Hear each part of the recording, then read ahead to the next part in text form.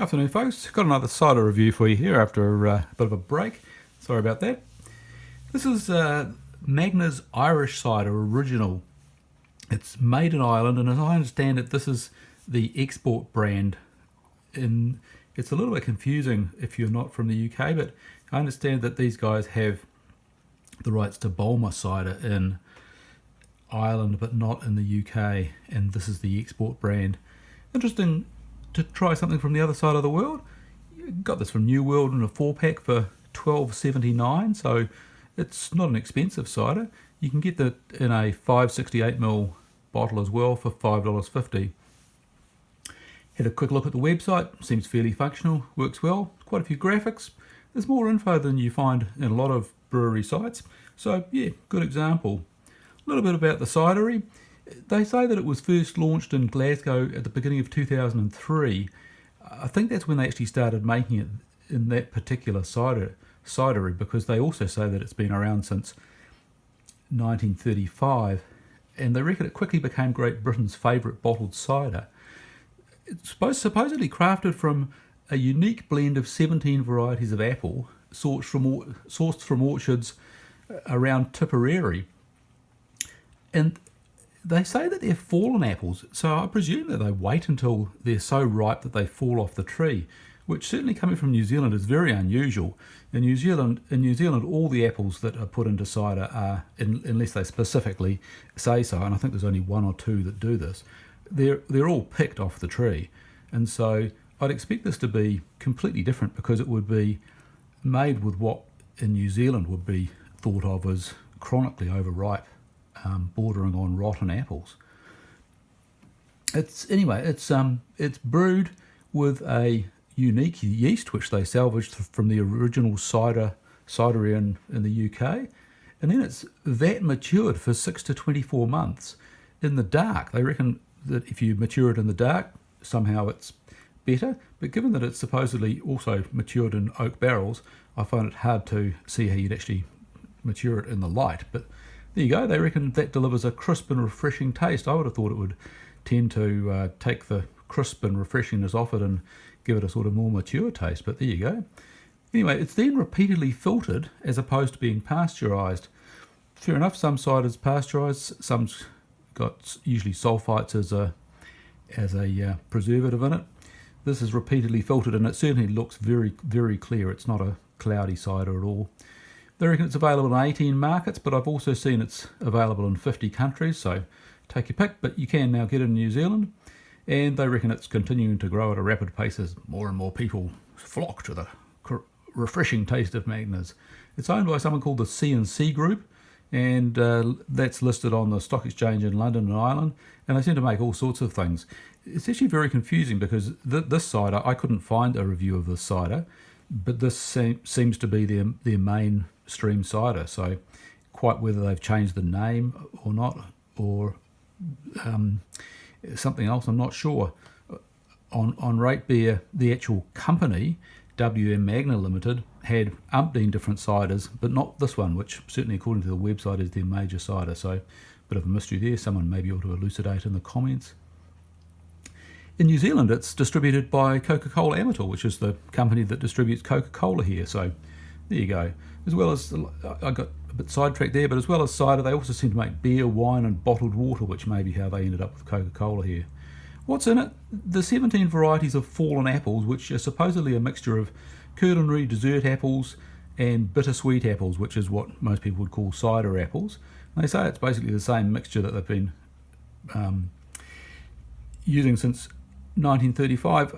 I'm a little bit suspicious, because if they've suddenly become very popular, you can't just magic 17 different varieties of apple trees, particularly cider apple trees, out of nowhere. So I'd be very surprised if the mixture is exactly the same as it was even 10 years ago. But there you go. They do say that a major component of the cider is premium fresh apple juice, which you'd hope would be sort of self-evident. It's a little bit like saying that we've got some fresh or dried hops in our beer. You'd hope that there's something along the lines of apple juice in your cider. They say it gives more complexity and a real taste of apple cider. Maybe that's a dig at some of the opposition whose ciders are reputedly made of mostly food colouring and additives. Yeah, I'm not sure. Anyway, they reckon that they've got this fantastic unique yeast. They also say it's 100% natural, but then on the bottle it says it contains sulfites. You can get sulfites from fruit, so maybe it's 100% natural because the sulfites come from fruit. Anyway, if you're sensitive to preservatives, this is not the cider for you. Let's have a look at it and we'll see what they say. I'll give you a close-up of the bottle just because of that slight confusion as to exactly what this may be compared to some of their other ciders. I guess if this is the export brand, then they may sell the same cider with a different name and label in Ireland and the UK. Bit of smoke there on the pour, and as usual, very little head, quite large bubbles, golden colour, not a really light cider like some of your New Zealand crisp ciders made from Granny Smith apples. So yeah, you'd certainly say that that's been repeatedly filtered. So they say we should be looking for golden amber, crisp and full-bodied cider, but it's also meant to be well-rounded with balanced acidity and sweetness. Delicate but deep fruity apple flavours with hints of oak and spicy vine fruits.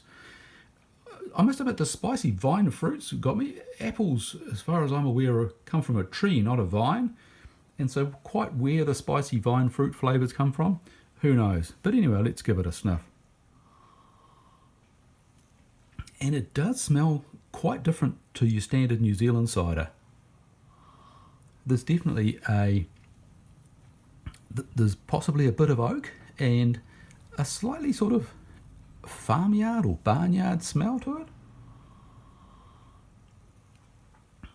There's something that's, yes, there's definitely something that's quite different, and most people would probably have no difficulty picking that this one was something quite different from most of your New Zealand just general apple ciders, excluding the ones with fancy flowers and additives in them.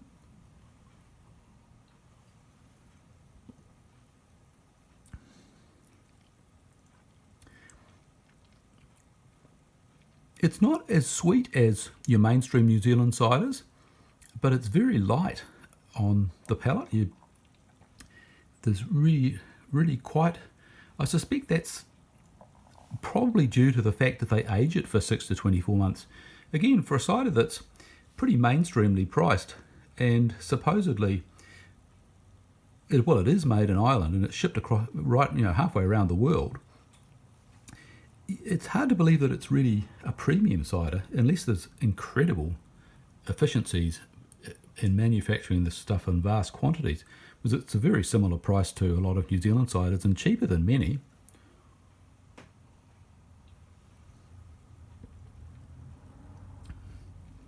It doesn't taste as full-bodied and as rich as you might think from the look of it.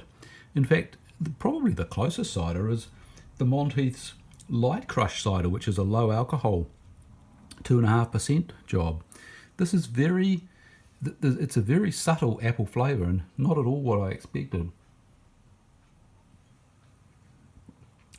And with that slightly strange background flavour, which you also pick up quite strongly on the nose.